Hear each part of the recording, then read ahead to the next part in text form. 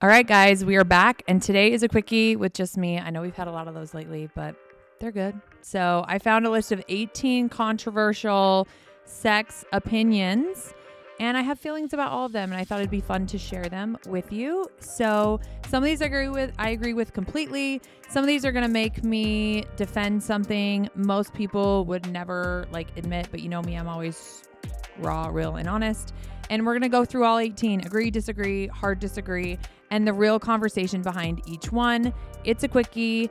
Welcome to the Law of Cassidy, where we talk intimacy, business, personal growth, power, healing, and the conversations most people are not comfortable having.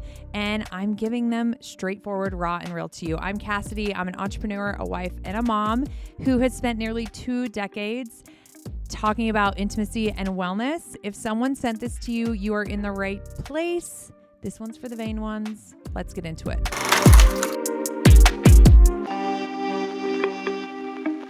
So here's how this is going to work. I'm going to read each opinion out loud. These are real things, real people submitted about sex, and I'm going to tell you exactly where I stand with it, my thoughts, my tips, my tricks, whatever, okay? Agree, disagree, or the more complicated answer, you're going to get a little bit of everything. And I want you to play along, pause it, think about where you would stand. I love it when you guys send me DMs and texts letting me know you enjoyed an episode or your thoughts on this or that or all the things. So we are going to get into it. So number one is a hot take is that kissing during sex isn't enjoyable. It's distracting, and kissing with tongue is disgusting. So that's a hard disagree for me. Kissing during intimacy, it's just more connection. And I think people just think kissing on your mouth there's so many other areas you can be kissing, okay? It's what separates sex from transaction, I feel like. So now technique does matter. If you are kissing someone who sucks at kissing, then it could totally affect what's going on with the whole intimacy dynamic. But there's such a thing as too much aggressive or no rhythm or you know, right? We've all had the bad kisser and you're like, what is happening? I literally am getting a mouthful of what the hell. But don't let that ruin you in the future for new experiences. But I definitely am pro kissing, pro connection, but there definitely are bad kissers. So I could see why somebody would be like, yeah, hard no, but I'm definitely pro kissing during sex, and it is enjoyable, and it's part of the foreplay. I think it's weird when people are having sex and what do? Just staring at each other. You're just bumping uglies and you're not even kissing. It's a little weird. Okay, so opinion number 2: anal sex can be just as enjoyable as vaginal sex. I'm straight female, and if you do it right, it can be the best. I completely agree with this one. So I talk about butt stuff all the time, okay? And there's clusters of nerve endings backdoor, just like your clitoris has nerve endings. And I think backdoor has this stigma. I keep saying backdoor because I'm so used to creating content, but has this stigma about it, or you had a bad experience. Usually people have bad experiences with backdoor play because they didn't do it right. So, if a dude just totally just slams it into you without any lube, without the proper, foreplay, you're not relaxed, you're not aroused in other areas. Yeah, you're going to be like, never again. Okay. So I did a whole episode on this, on anal sex. So go back and listen, watch. Keyword is preparation, lube, warm up, slow, and consent and communication. So there's nothing worse than oops, wrong hole, right? So I think it's enjoyable if you are aroused in other areas. So maybe you've been giving him a blowjob and you stimulate his taint your booty, it taints your balls, that little area, that perineum area. There's tons of nerve endings there for him. So I call it knuckling, doing the little knuckle sensation right there. While you're giving him a blowjob or a hand job, or with her, maybe starting with clitoral stimulation, or while you're eating her out, stimulating the area. I love a good butt plug.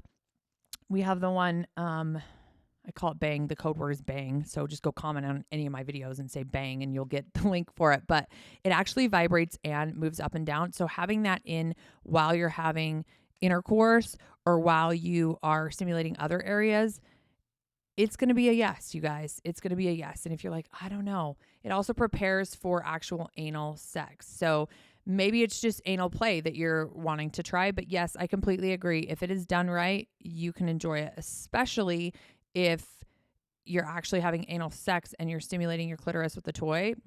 Real good. So slow and steady wins the race, and you got to let your body adapt, and you got to use lots of lube. But my vote is definitely a yes on that. Okay.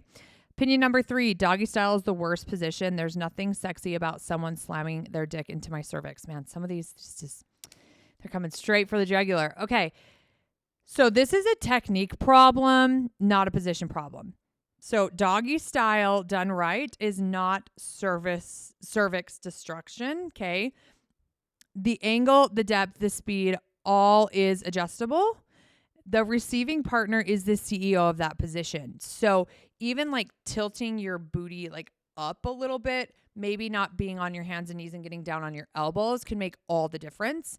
And if he's just slamming it and not caring about any other areas, then we have a problem. And that is a whole nother episode of how to stimulate your partner and do everything the right way and not be a selfish lover. Like, I don't know, maybe I'll call it that. I don't know. But, the receiving partner, like I said, is the CEO. If someone is just slamming away with no attention to how you're responding, not good. Okay.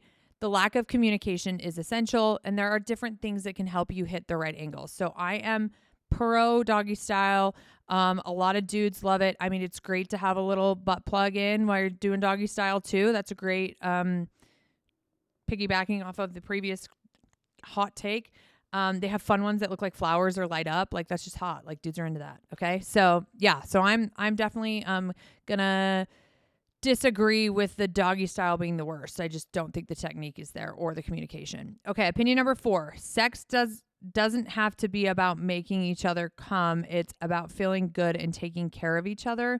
So I agree completely. I think too many people are so focused on the finish. They're so focused on getting there that they miss the whole moment of getting there. I think the foreplay and during the deed and that connection is the best. Like leading up to it, the tease, the like intensity, all of that. So this is one of the most freeing things that you can internalize about sex when orgasm isn't the only goal. So everything becomes performance oriented and the actual experience gets lost. So I'm just pro being in the moment and figuring out ways to connect more on a deeper level and trying new things before you're to that final goal. Okay. Opinion 5, morning sex is gross. Does nobody have morning breath? Does nobody wake up sweaty? So, my personal opinion on morning sex, which I've shared before, it isn't my favorite. Okay. I'm tired. I feel like my breath stinks. But I did share in a previous episode the importance of if you've got kids and you set an alarm, wake up before them, and that's the time you bang it out, you're going to have a great day. Like, to each their own. My husband, like you said in the last episode, he will have it any time of the day. I mean, I feel like he leans more morning, but who knows? But, morning sex can actually be the best times biologically. Testosterone's the highest in the morning for both men and women. You're well rested. I mean, I'm not a morning person, so I don't ever feel, I'm like, I don't want to get up. But there's no like to-do list yet. You're not overwhelmed with the day. The morning quickie is a legitimate intimacy strategy. Now, morning breath is real. So maybe keep some water on the nightstand. I mean, maybe some mints. I don't know. That's something that bugs me is I'm like, oh, I just feel like I'm worried about that. Or you could brush your teeth first if you need to. But writing off an entire time of day because of fixable logistics is leaving a lot of good sex on the table. So I need to be more open to it. But I'm definitely not a morning person. But it is a great time. Science proves it. Okay. All right. Opinion number 6. Mutual masturbation is kind of great. Struggling to make each other orgasm doesn't mean your relationship is a failure. So I am a hard agree. I think this should be like, if there was a school of sex, right? And we all had to go through like training or classes. I mean, when you get a degree, you got to do the math, you got to do the English, all the things. I think in the school of sex, to have the best sex life ever. Look at me creating something. I don't have time to create anything else. Let's be serious. I am not creating a school of sex. I mean, it sounds cool, but you guys, I ain't got time. But if I was, it would be mutual masturbation, because I think it's so funny. We like are in these committed relationships, whether you're married or you've been together for years, and you can't talk about sex. Like, you can't be like, hey, I really would like it if you moaned in my ear, or hey, I really would like it if you'd squeeze you like feel uncomfortable saying it. So this is where I love mutual masturbation, because you just let him prop himself comfortably and you just start showing him what you like. The speed, and some of you are bzz, bzz, bzz, bzz, bzz people, which I think is actual insane, and you belong in a straitjacket. I hate that shit. Some people, each have our own opinions. Some people are just a light psst, which I am like, can we get this party started? I'm definitely a level 10, all the pressure. So where are my jackhammer girls at? But you can be showing your partner like, and this is a true fact too. I've talked about it in my content. Some women lean more on the left side of the clitoris or the right. Okay. And then he can show you too, because there's a technique that he likes, right? The squeeze, the pull, all of it. So mutual masturbation really helps you open up how to communicate, because all y'all cannot communicate with your partner that you just want to stick something in his butt or vice versa. Okay. And if this can help you ease into that, I am pro mutual masturbation. I think it should be part of your curriculum for the best sex of your life. Save that quote for later. Okay. Opinion 7. Using toys with a partner makes sex so much more fun and can almost guarantee an orgasm for myself. I absolutely agree on this. And just because you can't orgasm during sex doesn't mean your partner sucks. 75% of women can't. 75%. Everybody write that down. 75% of women cannot orgasm just during penetrative sex. Okay. So this is where the toys come in. So 20 years in this industry, I will say this until I can't anymore. Toys are not replacement for a partner. They're an addition. They are tag teammates. They are a must-have, okay? And that they're the things that literally fingers and bodies just can't do sometimes.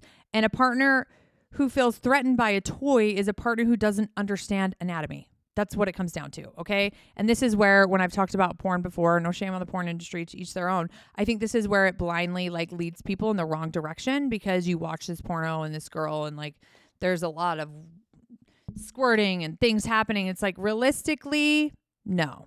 Okay, she's an actress. That's not happening. Okay, we need toys. We need all that stuff. So nobody feels bad about having a blender in the kitchen. Same freaking energy. So load up on all the toys, and per usual, if you need good ones, just go to CassidyBybee.com. Thank me later. Okay. All right. Opinion 8. Sex that lasts long isn't better. My vagina is tired, please. I actually agree with this. Okay. You get to a point where you are raw dogging it too much. Okay. You are tired, especially if there's been drinking involved. Have you ever had those marathon moments where you're like, your face is smushed into the like pillow and you're like, are we done yet? Your head's like hitting. Yeah, no. Sometimes too long is too long, right? So duration is not a measure of quality. A 20-minute session that is present, intentional, and communication is happening is better than an hour of someone performing stamina for their own ego, okay? And vaginas get tired, bodies get tired, penises get tired, all the things. So also, natural lubrication has an actual timeline, and friction has consequences. Longer is not always better. Better is better. Okay. And how do we become better? By, learning our bodies, our partner's bodies, having those hard conversations. Okay. Number 9, reverse cowgirl isn't much fun. I feel like I have no idea how my guy is feeling. I get bored and my legs get tired. I saw the funniest piece of content my girlfriend, Stephanie Hickey, put out, and it literally was like, reverse cowgirl is no fun. You're enjoying the view and I'm just watching your toes like give me gang signs. I literally laughed out loud because that's literally like the view you're getting. I like reverse cowgirl. I mean, there's fun ways to spice it up a little bit. The angle's good, especially if you lean back a little bit. Lean back. I'm going to tell my production, put that song in there in that moment. Just kidding. But yeah. So, I'm pro reverse cowgirl, but do what you like. Okay. So opinion 10, bigger penises aren't better. I prefer average sized. big enough to get the job done, but not too big that it hurts. So I agree with this. And me and Josh actually just talked about this in the last episode. I want to say this clearly to every man who has anxiety about this. Size is significantly less important than the technique. Okay. So attention, communication, knowing your partner's body. The vaginal canal is on average 3 to 6 inches. So most sensation is in the first, like, third part. That's why when I talk about stimulating that area, that's why, like, right as you start to go in, lady, like right as the penis starts to go in or the toy starts to go in, it like feels really good. And then it like gets past that like threshold. There's lots of nerve endings in that area. So we don't need to be massive. We just need to have good technique, which you can learn that from me and listening to this and all my content. So I agree with opinion number 10. Okay. Opinion number 11, 69 is a terrible position. I don't want to work while I'm being worked on. I do agree with this. I know, don't hate me. I have ADD though, which we're going to talk about that in an episode coming up. Like, so I can't focus on being present, on enjoying the greatness that's happening to me while I'm doing something. That's just an ADD thing. But people love this, right? It's like you're all up in, you're connected. So this one splits people. Like, people love it or they hate it. I get both sides. For some people, the actual giving and receiving at the same time is the appeal. The shared experience, equal energy. For others, it splits the focus, which that is me. I can't. It's just squirrel, can't do it. So, you know, some people have had life-changing 69 experiences and they deserve to be heard, but I am not. It's not for me, but to each their own. Okay. Opinion number 12, dirty talk isn't hot. I will literally tell someone to shut up. That is really dumb. That's a dumb opinion. Who wrote these? That's really stupid because, I mean, how many of you have opened a text message and it's been spicy and you've been in public and like the bits are doing things that haven't happened in a while, you know, like that feeling we used to get, like making out, gene rubbing on the couch, like in junior high or high school, or I don't know. Some of you maybe been hosed earlier. I don't know. But like just reading it, like that's why people read books. That's why I have the whole strategy behind my brand without spilling too much. It's coming. I know I keep saying that, you guys, this has been the longest journey, but I promise it's coming. But yeah, I am pro dirty talk, but it can be done wrong. Like you could go too vulgar, too fast, or you could be too awkward. So, I mean, I do have a sexting guide that's free on my site. So if you go to any like piece of content and just comment the word sexting, you'll get it. But I do have also like sexting stuff you can purchase on my site with like, I think there's like 300 ideas or something. Just because you kind of got to learn how to do it, right? You don't just want to be like, I want to bang you now, right? Like that's not hot. Like being descriptive and like talking about body parts and like feelings and connection. Like I think dirty talk is hot, okay? But it can be done wrong. And that's where you buy my sexting guide and then you learn a little bit and then you kind of like graduate into sexting and or dirty talk, okay? But I'm pro like sexting and the dirty talk. I'm here for it, but it can ruin a mood if it's terrible. Just saying, okay? Okay. Opinion 13. That's so funny. I was just talking about gene rubbing and I did not know this was the next one. Dry humping is highly underrated. I highly agree. I also want to acknowledge that we need a better word for this because dry humping sounds like something in middle school. We could say gene rubbing. I don't know. But what we're actually talking about is clothed or semi-clothed friction-based stimulation. And it's genuinely fantastic because it's like leading to more and it's fun and it's spicy. And I mean, there's something hot about like ripping each other's clothes off, right?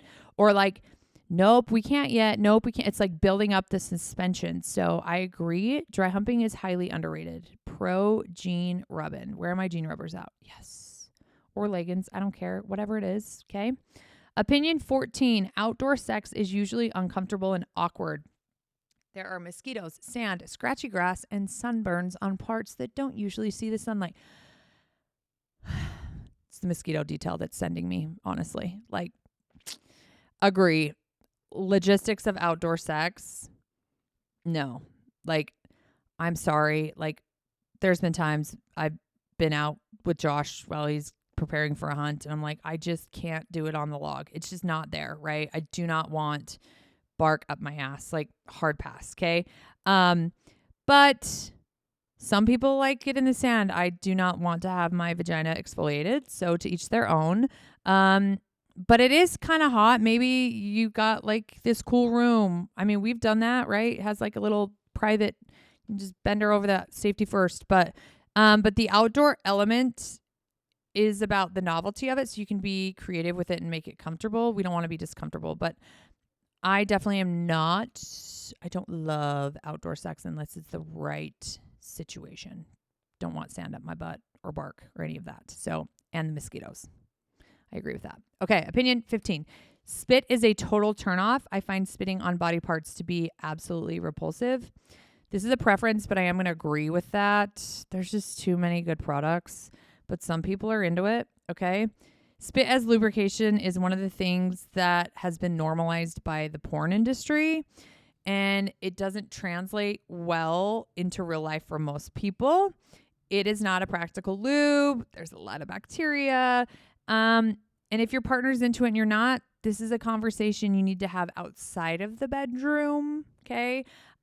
Consent applies to everything, including the unexpected additions. So I say it all the time. I mean, I just had a video kind of pop off and do really well where I literally said spit is not lube, because there's so many great options, clean, natural options. Not a spit person. Sorry. Okay. 16, missionary is underrated. And it's the most intimate position. Lots of body contact. You can kiss. You can see each other's faces. So I completely agree. I think people thinking missionary is boring and ain't it is because they're not doing it right. There's so many options just with normal missionary. Okay. Missionary gets written off as vanilla. And I think it says more about the people's relationship with intimacy than it does about the position. I mean, if you're just like laying there like a beached well and he's just pounding it out and then you're done, yeah, it's not very fun. Okay. So you've got some face to face, you've got some eye contact, the full body contact. I mean, you can nibble on an ear, kiss a neck, like moan in an ear, like there's lots of touching. You just haven't experienced it the right way if you don't enjoy it, and try it with the lights on. Only make eye contact. I know some people like are awkward about that. I'm like, you're actually having sex. Like, make eye contact. That's hot. Okay. Try those things and let me know if it's actually boring, because I don't think it will be, because you just haven't added a little spice. So opinion 17, shower sex actually isn't that sexy. It washes away natural lubrication and you get cold easily. Pre-sex showering together is great though. I mostly agree on this. The fantasy of shower sex and the reality of shower sex are very different experiences. First and foremost, you have to have lube. I know it seems weird. In water, you would think you would be lubricated. It actually dries everything up. You need a lube that is silicone. But here is my warning for you, okay? The shower can become very slippery with silicone lube. We built a bench in our shower. It wasn't just for shaving, okay? So I highly suggest that. The thing we run into sometimes is I like my water scalding hot. Like I get out of the shower and my whole body's red. Josh literally showers in cold water. I'm like, what are you doing? Like, it is lukewarm. I'm like, what is this? So he gets too hot. So that's usually our dynamic. But shower sex can be very enjoyable. You just need the right things. So pre-sex shower together is fun, sensory, intimate, especially if maybe you're going to go down the path of like some anal stuff and you just want everyone to be clean. Good choice. Okay. Opinion 18. Being in love doesn't necessarily make sex better. I've had great sex with one night stands. I can't agree. And I think it's important to say, because the narrative that sex is only meaningful or good within romantic love is one that has shamed a lot of people, especially like I was raised in a state that literally said you cannot have sex till you're married. But connection enhances sex, safety enhances sex, chemistry enhances sex. Love can provide all those things, but so can genuine mutual attraction, trust, communication with someone. So I'm going to agree on the both sides of the dynamic here. And I never want to like judge people, right? Like, to each their own, and enjoy what you enjoy. And these were my little like hot takes. Let me know your thoughts. I just kind of wanted to whiz through them and give my opinion because I get a lot of questions. So This week's Covet This is inspired directly by opinion 7 about toys make partnered sex better, and opinion 6 that mutual masturbation is wildly underrated. So there is a bullet vibrator called the Nikita. It has 7 speeds, XLR8 turbo boost for a full body moment. So if you are a jackhammer girl like me, it's got the speed. This toy you bring into partnered play. This is what you hand to your partner and say, use this on me. This is what you use while they watch. This is a mutual masturbation tool that teaches your partner exactly what works for you without a word, or they can figure it out pretty easily. It's just a simple vibe. Beautiful enough to leave on the nightstand too. It's power enough to mean business. So CassidyBybee.com is where you're going to find it. It's called the Nikita Bullet. So back to the law of Cassidy like we always do. And I didn't do any DMs because these hot takes were all part of that. So 18 opinions, and here's what all of them have in common. There's no universal right answer in sex. So what works for one person may not work for another. What feels incredible to you may be terrible to someone else. And the only way you ever figure out what you actually like and what actually works for you and your partner, for the two of you together, is to freaking talk about it. So I say this all the time. Talk about it, talk about it, talk about it. You can't assume, you can't perform, you can't silently endure things you hate while hoping they stop. That's not fun. Talk about it. The vain ones say the thing in the bedroom and everywhere else. That is the law. That's your quickie.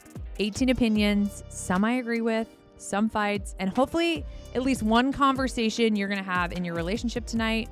DM me which ones you agreed with and which ones made you spiral. I want to know everything, and share this with someone who would maybe have some strong feelings about what we talked about. And until next time, I'm Cassidy, and this is the Law of Cassidy.